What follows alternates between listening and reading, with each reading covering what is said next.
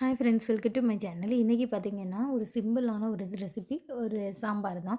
சாம்பார் வந்து நம்ம டிஃப்ரெண்ட்டாக வைப்போம். நம்ம பாசிப்பயிரில் எப்படி வைக்கிறது தான். பாசிப்பயிரை கொஞ்சம் தண்ணியை ஊற்றி கழுவி ஒரு 5 மினிட்டோ 10 மினிட்டோ நீங்கள் ஊற வச்சுட்டு அதுக்கப்புறம் வேக வச்சு எடுத்துக்கணும். நம்மகிட்ட இருக்க எல்லா காய்கறியும் எடுத்து குக்கரில் உப்பு மஞ்சத்தூளும் போட்டு நம்ம வந்து வேக வைக்கணும்.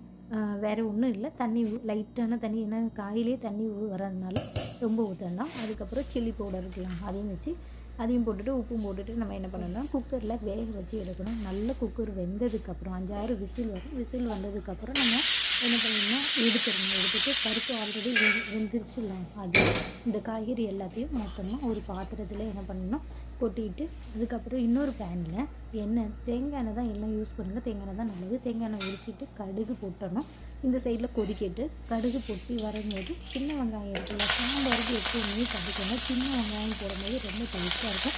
சின்ன வெங்காயம், அதுக்கப்புறம் காஞ்ச மிளகாய், கருவேப்பிலை இவ்வளோத்தையும் போட்டு நல்லா வதக்கிக்கணும். வதக்கிட்டு எப்போவுமே தெரிஞ்சுக்கோங்க, சாம்பார் பொடியை வந்து இதே மாதிரி எண்ணெயில் வதக்கிட்டு, அதாவது ஆஃப் பண்ணிடணும். நெடி இல்லாமல் இருக்கணும். அதுக்காக நல்லா இந்த மாதிரி வறுத்து எடுத்துகிட்டு பண்ணும்போது சாம்பார் செம்ம டேஸ்ட்டாக இருக்கும் பார்த்துக்கோங்க.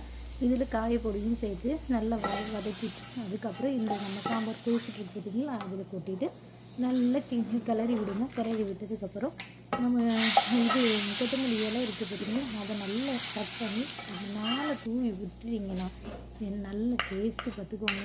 இந்த மாதிரி இட்லி தோசைக்கெல்லாம் வச்சு சாப்பிடும்போது சூப்பர் சூப்பர் சூப்பர் டேஸ்ட்டு. இதேமாரி வேறு வீடியோவில் உங்களை பார்க்க வரேன். Bye bye, see you.